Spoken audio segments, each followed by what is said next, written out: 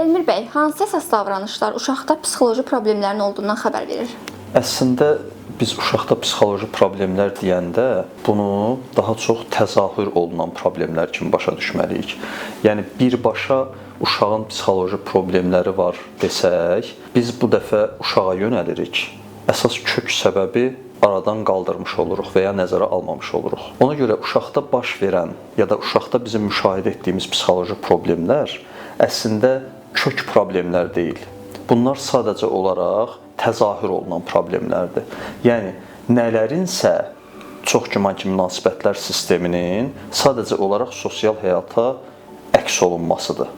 Oradakı bir inikasıdır. Təbii ki, burada müxtəlif davranış pozuntuları var, deviant davranışlar var. Deviant davranışlar, yəni normadan kənar davranışlar, əsasən cəmiyyət normalarına zidd olan davranışlar, oğurluq, evdən qaçma halları, intihar, başqasına zərər yetirmə və sair davranışlar. Ancaq bu davranışların korreksiyası uşaqda getməməlidir. Çünki bunun münasibətlər sistemində problem var ki, o yenidən onu bizə qaytarır.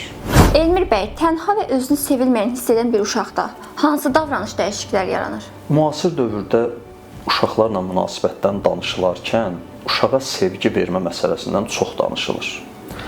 Ancaq əslində burada nədən danışıldığı tam olaraq aydın deyil. Uşağa sevgi vermək nə deməkdir? Bu sevginin özü nədir və bu uşağa necə verilir və ya kim tərəfindən verilir? Yəni bunu vermək məcburiyyətində olan insanın özündə nə qədər o sevgi var ki, bunu uşağa da verəcək.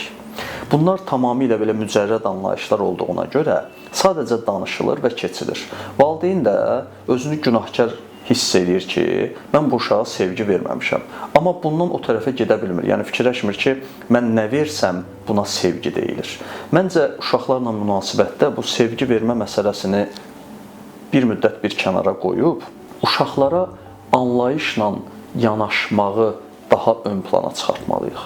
Yəni, uşaqların əlbəttə sevilməyə də ehtiyacları var, qayğıya da ehtiyacları var. Bir çox bu cür duyğuları yaşamaqlarına və ya bu münasibətləri görmələrinə, xoş rəftara ehtiyacları var. Bunların hamısının bəlkə də fövqündə dayanan şey onların özlərini anlaşılmış, başa düşülmüş hiss etmələrdir. Bunun üçün də uşağı çox dinləmək lazımdır. Bizim tərbiyə metodumuz dinləmə üzərində yox, danışmaq üzərində qurulub. Bizim tərbiyə metodumuz müşahidə etmə üzərində yox, daha çox diktə etmə üzərində qurulub. Belə olan halda biz uşağı anlamaq yerinə ona nəyisə yeritməyə çalışırıq. Nələri yeridirik? Öz doğrularımızı. Əlbəttə, bu dediklərimizin içərisində doğrular da var. Düzgün olan davranış formaları var. Amma uşaq qulaq asdığını, dinlədiyini götürmür. O daha çox gördüyünü, müşahidə etdiyini, daha çox içində olduğu atmosferin duyğusunu mənimsəməyə meyilli olur.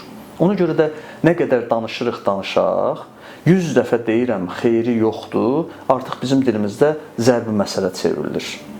Çünki bizə kim demişdi, bunu 100 dəfə deyəndə xeyri olacaq? Əslində 2 dəfə deyirsən, görsən xeyri yoxdur, da bunu demə də, başqa yol axtar. Yəni bir məqsədə çatmaq üçün istifadə etdiyin yol işləmirsə, ağıllı insan başqa yol axtarıb tapar. Sadəcə bizdə başqa yollar olmadığına görə biz eyni yolu uğursuzluğa düçar olsaq da dəfələrlə təkrar edirik. Sonra da bu təkrarlardan özümüzə bir müdafiə mexanizmi düzəldirik. Mən əlimdən gələni elədim oldu. Bəli, siz əlinizdən gələni etmiş ola bilərsiniz. Amma hər şey və ya bütün çarələr yalnız sizin əlinizdən gələnlərdən ibarət deyil. Başqa metodlarda sınamaq lazımdır ki, o məqsədə çatma uğrunda ağıllı bir addım atmış olaq. Ona görə də tənha uşaq, sevilməyən uşaq, bunlarda hər bir uşağın orqanizminə görə, sinir sisteminə görə, temperament tipi, xarakter xüsusiyyətlərinə əsasən müxtəlif formada təzahürlər biz müşahidə edirik. Bu artıq dediyim kimi baxır o uşağın fərdi psixoloji xüsusiyyətlərinə. Hər bir uşaqda bu fərqli şəkildə təzahür edir, amma burası mütləqdir ki, heç də yaxşı xüsusiyyətlər təzahür etmir. Elmir bəy, ailədən sevgi görməmək uşağa necə təsir edir? Uşaq üçün birinci ehtiyacı olan duyğu sevgi deyil, güvən duyğusudur, etibar duyğusudur. Yəni o birlikdə yaşadığı, hətta belə demək mümkünsə, möhtac olduğu, deyək ki, hansısa bütün ehtiyaclarını, əsas təbii ehtiyaclarını qarşılamaq üçün ehtiyac duyduğu hər şeyini qarşılamaq məcburiyyətində olduğu o insanlar, o birlikdə yaşadığı insanlara güvən duymaq istəyir. Yəni belə düşünün, biz başqa bir planetə düşsək, tanımırıq, heç aranı tanımırıq, heç nə bilmirik. Bizim birinci ehtiyacımız sevgi olar, yəni görəsən burada məni kimsə sevir, yoxsa güvən olar, təhlükəsizlik olar. Yəni güvən duyğusu tam olaraq təmin edilməyibsə, burada sevgidən söhbət getmir. Ona görə də ən birinci bizim uşağa verməli olduğumuz duyğu, ona hiss etdirməli olduğumuz hissə güvəndir. Güvən o qədər amma geniş bir anlayışdır ki, burada söhbət sadəcə fiziki təhlükəsizlikdən getmir. Burada söhbət əsasən psixoloji təhlükəsizlikdən gedir. Mən bilirəm ki, heç bir formada mən təhlükədə deyiləm. Nələrim təhlükədə deyil? Düşüncəm təhlükədə deyil, duyğum təhlükədə deyil, həyata baxışım təhlükədə deyil. Müəyyən bir yaşdan sonra özümə məxsus fikirlərim ola bilər. Hansısa bir yerdən lap götürdüyüm fikirlər ola bilər. Hətta yanlış olan fikirlər ola bilər. Hətta zərərli fikirlər ola bilər. Bunların heç birisi təhlükədə deyil. Bax, biz bunları dinləmədən müdaxilə edəndə uşaq o fikirlərdən vaz keçmir. Uşaq gedir, onu, o fikirlərini dinləyən adamları tapır. Hətta sonra yanlış olaraq o fikirlərini həyata keçirməyə daha böyük ehtimal olur. Yəni biz bilmədən, istəmədən də olsa, əslində öz əlimizlə öz uşağımızı bir təhlükəyə göndəririk. Hansı ki, o bütün bu düşüncələrini, duyğularını bizlə paylaşsa, bəlkə bu mövzuda biz birlikdə daha gözəl bir yol gedə bilərik. Burada da söhbət o saat ağıl verməkdən getmir. O saat hansısa bir fikrin yanlış fikir olduğundan ya da onu təlqin etməkdən getmir.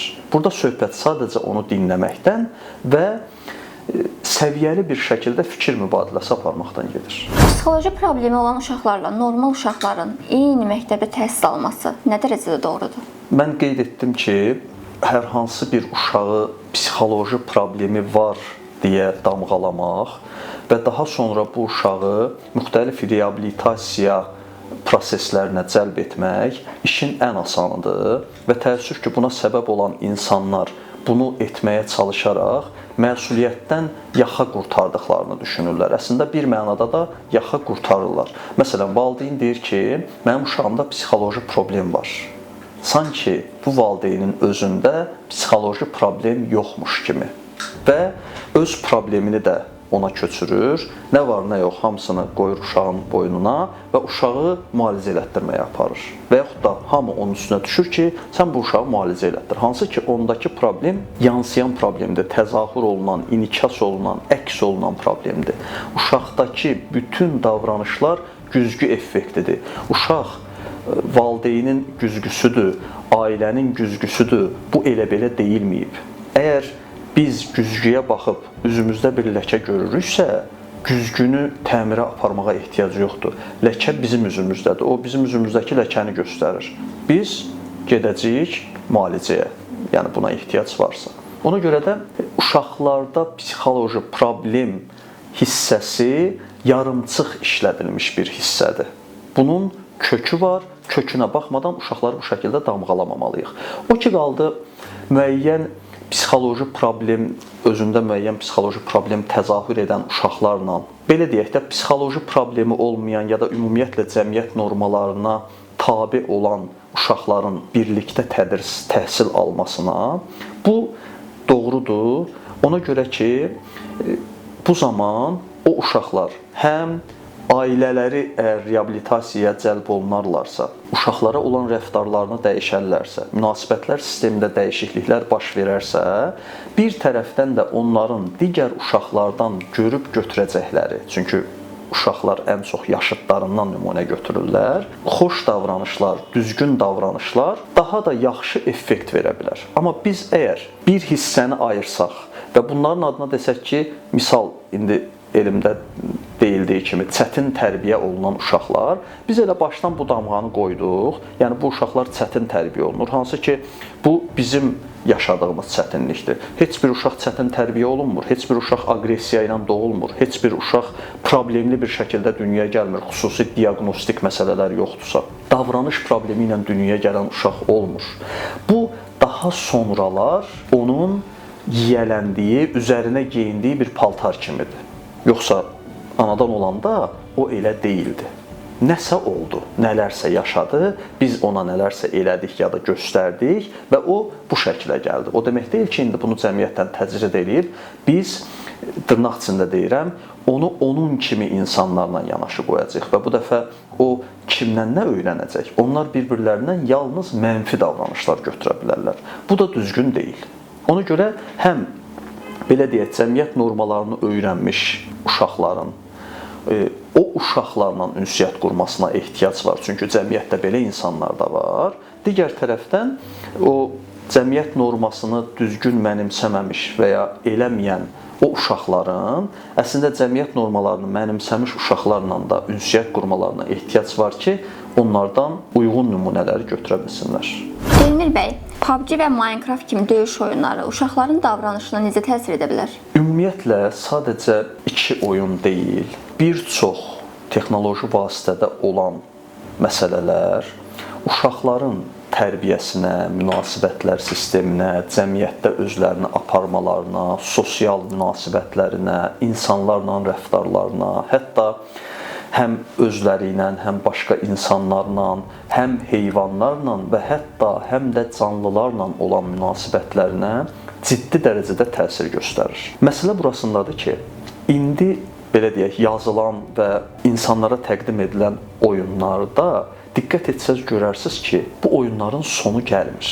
Məsələn, o vaxtda oyunlar var idi. Biz deyək ki, yeniyetməlik vaxtlarımızda oyunlar çıxmışdı yavaş-yavaş. Orada biz oyunu bitirirdik. Oyunu bağlamaq deyə bir şey var idi. Və onu sən bir 2-3 dəfə bağlayandan sonra artıq o oyunu sənin üçün marağı itirdi. Yəni da eyni şey olacaq da, bilirsən nə olacaq. İndi boşluqdan gəlib yenə oynayırdıq, amma bilirdik ki, çox da maraqlı deyil. Çox maraqlı olmayınca biz onunla çox vaxt keçirməyə meyilli olmurduq. İndi isə oyunlar nəinki bitmir. Hətta marağı artdıqca artır. Hətta bir müddət sonra artıq səndən orada pul xərcləyib nələrsə almağın, nə bilim, nələrlənsə təchiz olunmağın falan bunlar tələb olunur. Və getdikcə marağını artırır deyə uşaq oradan nəinki qopa bilmir, uşaq ona getdikcə sarılır. Və burada ciddi bir asılılıq meydana gəlir.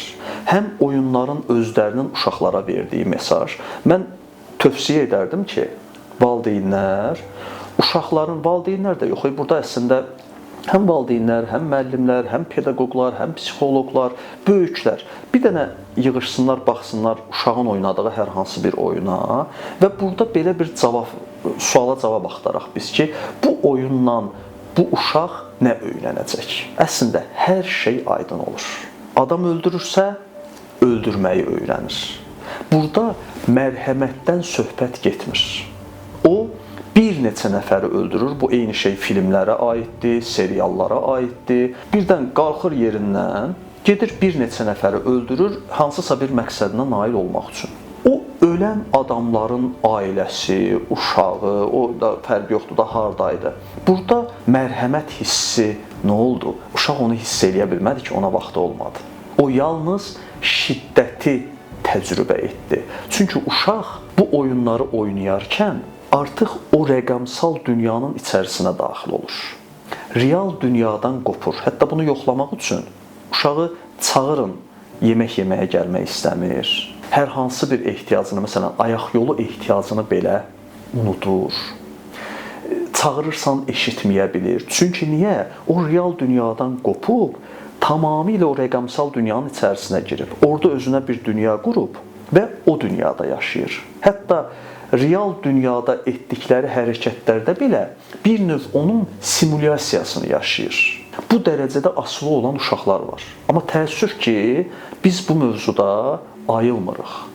Mən hər zaman deyirəm, bizim övladımız hansısa bir, deyək ki, narkotik vasitədən asılı olduğunu biləriksə, dünya bizim başımıza yıxılar. Biz bunun üçün çarələr fikirləşərik. Biz bunun üçün bütün işimizi, gücümüzü atıb yalnız bununla məşğul olarıq. Amma eyni biz uşaq telefonu özümüz veririk. O oyunlara özümüz yönəldirik. Bu o deməkdir ki, biz hələ bu oyun asılılığının, texnoloji asılılığın dəhşətini qavraya bilməmişik. Məncə əvvəlcə biz özümüz qavramalıyıq. Ondan sonra rahatlıqla biz uşaqlarımıza da bununla bağlı bir çarə fikirləşə biləcəyik. Amma hal-hazırda biz bunun dəhşətinin fərqində deyilik. Biri, adını çəkdiyiniz oyunların biri öldürməklə məşğuldur. O biri isə ümumiyyətlə insan adlı bir varlıq yoxdur orada. Emosiya yoxdur orada. Robotlardır və nə olduğu da bəlli deyil. Bəli, bu uşağı cəlb eləyir, çünki orada o oyunu çıxaranlar, o oyunu tirajlayanlar uşaq psixologiyasına, insan psixologiyasına çox yaxından bələd olan, bunu çox yaxşı bilən və onlara bu və ya digər formada necə təsir etməyin lazım olduğunu və ya mümkün olduğunu bilən insanlardır. Sadəcə biz bu tələyə düşməməliyik. Elmir bəy, sosial şəbəkələrdə zorakılıq və cinsi məzmunlu reklam və videoların çıxması uşağın psixologiyasına necə təsir edə bilər? Ümumiyyətlə, sosial şəbəkələr, belə bir şey deyim də, uşağı mən dünyaya gətirdim, valideynlər sanki bunu deyirlər. Uşağı mən dünyaya gətirdim, buyur televizor sən tərbiyə elə, buyur telefon sən tərbiyə elə və hələ indiki dövrdə buyur sosial media sən tərbiyə elə. Sosial mediadan istifadə yaşı kifayət qədər aşağı düşüb, olduqca aşağı düşüb, dəhşətli dərəcədə aşağı düşüb. Ona görə də əlbəttə ki, sosial medianın yalnız bir vasitədə yox, hər vasitədə uşaqlara ciddi təsir göstərdiyini görürük. Bugün mən görüşdüyüm uşaqlarla söhbət edirəm və baxıram ki, bunlar elə məsələlərlə bağlı elə informasiyalara malikdirlər ki, bu yaşda bu informasiya çox böyük yükdür. Buna ehtiyac yoxdur, o çox ağır yüklərlə yaşayır. Niyə? Çünki vaxtından tez bu məlumatları əldə edib. Amma indi o məlumatlarla onun həyat tərzi üst-üstə düşməyəndə bu ya aqressivlik, ya da depressivlik şəklində özünü göstərir. Şübhəsiz ki, uşağın izlədiyi hər bir şey, izlədiyi vaxt çox önəmlidir. Yəni, səhər yuxudan oyananda, axşam yatmadan əvvəl, bu zamanlar çox önəmlidir. Bu zamanlar verilən bütün informasiyalar şüur altına getdiyinə görə vaxt da önəmlidir. Bir də uşağın izlədiyi oyunlar, filmlər, seriallar və ya sosial şəbəkədə hər hansı bir məzmun. Elmir bəy, Türkiyədə məktəbdə insident törədən uşağın atası polis rəisi olub. Bir müddət əvvəl Azərbaycanda oxşar cinayət törədən uşağın atası əvvəllər yüksək vəzifədə işləyib. Necə hesab edirsiniz? Valideynin peşəsinin uşağın davranışına təsiri var? Valideynin peşəsinin yox, valideynin davranışının, daha doğrusu valideynin kimliyinin, valideynin necə bir insan olduğunun uşağın davranışına çox böyük təsiri var. Belə ki, diqqət edin, deyək ki, uşaq əlaçıdır, dərslərini yaxşı oxuyur, amma hər hansı bir hadisə törədir. Uşağın valideynləri, nə bilim, neçə universitet bitiriblər, amma uşaq hansısa hadisədir. Bu bizə onu göstərir ki, yalnız tədris almaqla tərbiyəni bir-birinə qarışdırmamaq lazımdır. Tədrisdə mühüm tərbiyəvi amillər ola bilər, amma tədris tək başına insanı tərbiyə etməyə kifayət deyil. Baxın, Türkiyədə hadisə törədən uşağın atası polis rəisidir və onun peşəsinin və ya yaşadığı həyat tərzinin uşağın tərbiyəsinə təsirini bu şəkildə biz görə bilərik ki, ya da uşaqla davranışına təsirini biz bu şəkildə görə bilərik ki, o bütün tədbirlərini, uşaqla bağlı olan rəftarlarını, münasibətlərini əslində peşəsindən öyrəndikləri üzərinə qurub.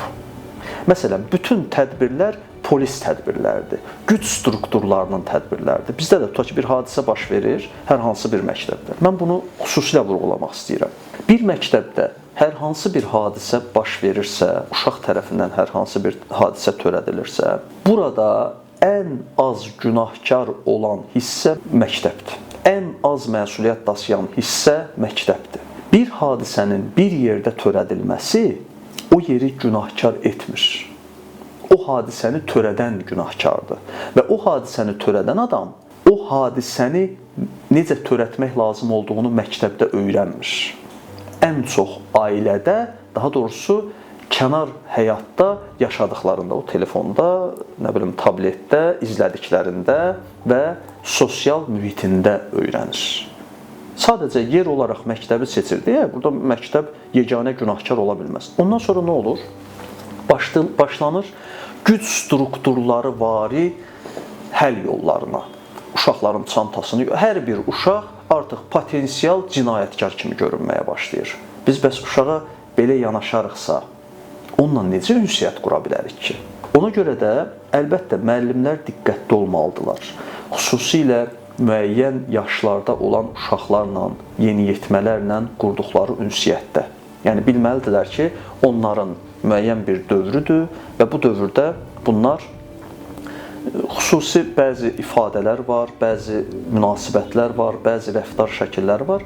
Bunlar çox götürmürlər, yəni götürmək istəmirlər və bu dəfə onların hansı reaksiyanı verəcəyini, hansının hansı reaksiyanı verəcəyini heç kim əvvəlcədən müəyyənləşdirə bilməz, proqnozlaşdıra bilməz. Ona görə müəyyən qədər, kifayət qədər diqqətli olmaq lazımdır. Müəllim hər zaman səviyyəsini qorumalıdır. Valideyn hər zaman səviyyəsini qorumalıdır. Uşağa hirslənməklə, qışqırmaqla, vurmaqla, döyməklə, cəza verməklə, qorxutmaqla bununla tədbir olmaz. Belə tədbir olmur. Baxın, Türkiyədə baş verən hadisədə gördüyümüz əsas məsələlərdən biri nə idi? Deməli, məlum oldu ki, uşağın atası, bu arada bunu da mən deyim, bəzi nüanslar var burayla bağlı. Gördüyünüz kimi 9 nəfərin həyatına son qoyandan sonra özünü də öldürür. Özünü öldürməsəydi belə, bu uşağın yenə də valideyni cinayət məsuliyyətinə cəlb olması idi. Sual olunur.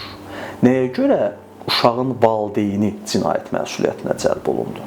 Madam bütün problemlər uşaqdadırsa, niyə valideyni cinayət məsuliyyətinə cəlb olundu? Bax, bu onu göstərir ki, bəli, uşağın hərəkətləri valideyndən məsuliyyəti tələb eləyirlər ki, sən neynəmsən ki, bu uşaq gəlib burada bunu eləyib. Və bu, hüquqi cəhətdən belə olduğu kimi, psixoloji cəhətdən də belədir. Başqa bir məsələ, bu Türkiyədə cinayət törədən bu yeniyetmənin belə bir şey olub orada. Artıq məlum olur ki, bunun atası cinayətdən bir neçə gün əvvəl bunun silaha olan marağını görüb və onu poligona aparıb. O öz aləmində düşünüb ki, uşağın silaha olan marağını bir qədər azaldım və ya aradan qaldırım. Sual olunur. Bu valideyn hardan bilir ki, bir insan maraq duyduğu hər hansı bir əşya ilə nə qədər çox vaxt keçirərsə, ya da müəyyən bir nəzarət daxilində vaxt keçirəndən sonra ona olan marağını itirir. Bu psixoloji məlumat, yəni daha çox psixologiya elminə aid olan bu məlumat, bu polisdə hardandır? Necə ki, bu məlumatın doğru olmadığı, bunun yanlış bir bilik olduğu ortaya çıxdı. Bəs yaxşı, bu valideyn nə etməyə çalışırdı? Bu valideyn elə bilir ki, bu valideyn deyil. Demək olar ki, bütün valideynlər elə bilirlər ki, valideyn olanda onlara uşağı tərbiyə etməklə bağlı xüsusi biliklər ilham formasında göndərilir. Bu belə deyil. Bilirsiniz, ən böyük problem nədir? Bilmədiyin işlə məşğul olmaq. Münasibət öyrənmirik, münasibət qururuq. Ailə bilmirik nədir, ailə qururuq. Sonra da uşaq tərbiyəsi bilmirik nədir, uşaq tərbiyə edirik. Bu belə ola bilməz. Burada biz mütləq səhv eləyəcəyik. Çünki biz bilmədiyimiz, xüsusi olaraq öyrənmədiyimiz, maariflənmədiyimiz mövzularda əlimizdə qalan yeganə mənbə şüuraltıdır. Və biz bu dəfə şuur altı ilə hərəkət edirik. Nə deməkdir şuur altı ilə hərəkət etmək? Fərqində olmadan hərəkət etmək deməkdir. Bu o deməkdir ki, biz fərqində olmadan bəzi hərəkətlərimizi təkrarlayırıq və bundan uğurlu nəticə gözləyirik. Bu mümkün ola bilməz. Elmir bəy, Türkiyədə cinayət törədən uşaq WhatsApp profilində ABŞ-da oxşar hadisəni törədən Elliot Rodgerin şəklini paylaşıb. Uşaqlar niyə bəzən müsbət yox mənfi nümunələri seçirlər? Çox gözəl sualdır. Çox gözəl sualdır. Nəyə görə? Çünki burada başqa nüanslar da açılır. Uşaq həmişə valideynini nümunə götürmür. Bəzən valideynlər deyirlər ki, bizim evdə söyüş söyülmür, amma bu uşaq söyüş söyür. Mən deyirəm ki, gəl bir evdə söyüş söyülsün. Da hər halda söyülməz də. Bu elə deyil. Yəni uşaq yalnız evdə gördüklərini təkrar etmir. Xüsusilə müəyyən bir yaşa qədər uşaq hər yerdə gördüklərini təkrar etməyə meylli ola bilər. Burada məsələ nədir? Uşaq əsasən çox gördüklərini, amma bir də sevdiyi insanlardan gördüklərini təqlid eləməyə meylli olur. Yəni burada bizim gördüyümüz məsələ budur. Uşaq əslində mənfiyə daha çox meylli olmur. Ona xoş gələn məsələləri götürməyə, köçürməyə meylli olur. Yəni bir uşaq əgər atasını çox sevərsə, atasını nümunə götürər. Anasını çox sevərsə, anasını nümunə götürər. Hansısa bir sinif yoldaşını çox sevərsə, onu nümunə götürər. Uşağın valideyniyəmsə, bu hər şeyi məndən öyrənməlidir. Xeyr, mənim ikinci və əsas işim də var. O da nədir? Özümü uşağa sevdirmək. Çünki uşaq valideynini avtomatik sevmir. O sevgini qazanmaq lazımdır. Eyni şey artıqlaması ilə müəllimlərə aiddir. Müəllim uşağın sevgisini qazanmadan, uşaq müəllimi sevmədən ondan nə davranış, nə də elm götürməyə meylli olur. Ona görə də burada əsas məsələ mənfiyə meyllilik yox, bu münasibətlər sevgi və güvən əsasında qurulur. Nə qədər çox sevirsə, o qədər çox nümunə götürür. Elmir bəy, məktəbə hücum edən yeniyetmələrin hər ikisi hadisədən sonra intihar edib. Sizcə bunun səbəbi nə ola bilər? Ümumiyyətlə, əslində intiharla başqasının canına qəsd etmək arasında prinsipcə çox fərq yoxdur. Bunların hər ikisi həm şəxsiyyət daxili depressiyanın, həm də sosial aqressiyanın ciddi əlamətidir. Ona görə də bu qeyri-adi bir şey deyil, əslində bir qanuna uyğunluqdur. O qədər aqressiyası var ki, cəmiyyətə, insanlığa və insan adlı varlığa, özü də insan olduğuna görə özünün də bu həyatda yaşamağa layiqlik görmür. Ona görə də bu müəyyən bir qanuna uyğunluq şəklində baş verir məncə. Elmir bəy, İdrak liseyindəki insidentin səbəbi olan şagirdlə bağlı məhkəmə prosesində müəllim həmin şagirdi bağışladı. Bu barədə fikirləriniz nədir? Əslində bu cür məsələlərlə bağlı, belə spesifik məsələlərlə bağlı konkret fikir yürütmək çətindir və elə bilirəm ki, tam düzgün olmaz. Çünki məsələnin məğzini bilmirik. Əsasən xəbər dəyəri olan hissə müəllim şagird müəllimi vurdu. Bir də xəbər dəyəri olan hissə müəllim şagirdi bağışladı. Yəni bu iki cümləyə baxsaq, şagird çox pis, müəllim çox yaxşı. Şagird zalım, müəllim mərhəmətli. Bu şəkildə görünə bilər. Amma məsələnin içini bilmək lazımdır bununla bağlı konkret bir fikir bildirmək üçün. Mən ümumi olaraq deyim ki, yenə bu şagirdin də məktəbdə törətdiyi məsələ ki, məktəbin bu mövzuya heç bir aidiyyatı yoxdur, bir daha təkrar edirəm. Bu tamamilə bir uşağın yavaş-yavaş hansı həyat tərzini, hansı davranışları, hətta hansı dəyər və inancları mənimsədiyini göstərir. O birdən-birə bu addımı atmır. O bu hərəkəti planlaşdırır. Sadə bir şey deyim, aqressiyaya meylli olan uşağın çox güman ki, ailəsində ciddi aqressiv bir atmosfer var. Hər hansı bir problemi şiddətlə həll etməyə çalışan uşağın çox güman ki, beynində problem həll etmə şəkli şiddət olaraq proqramlanıb. Yəni, Bu uşaq evdə, bəli, bunun atası kimisə öldürməmiş ola bilər, anası kimisə öldürməmiş ola bilər. Amma məlumdur ki, artıq belə məlum olur ki, bu uşağa problem həll etmə yolu daha çox aqressiv və şiddət yönümlü öyrədilib. Ya da bu uşaq bu şəkildə mənimsəyib. Bir problem varsa, bu problemi necə həll eləyərlər? Şiddətlə. Biri evdə uşağın üstünə qışqırırsa, o demək deyil ki, o da gəlib məktəbdə ya hansısa bir yoldaşının ya da hansısa bir müəllimin üstünə qışqıracaq. O bu qışqırma aqressiyasını alır, başqa bir formada bunu ortaya çıxara bilər. Ona görə deyirəm, çox diqqətli olmalıyıq. Spesifik olaraq bir şey deyə bilmərəm. Amma əlbəttə müəllimin şagirdi bağışlaması çox gözəl haldır. Bu məsələləri daha da düyünləşdirməkdənsə, düyün formasına salmaqdansa, bəlkə biraz daha biraz rahatladıq. Bax o bağışlama sözü necə təsir eləyir cəmiyyətə? Yəni xoş bir duyğu törədir. Dediyim kimi məsələnin içi nədir, nə deyil bilmirəm, amma yəni bağışlama sözünün özü xoş təsir göstərdi.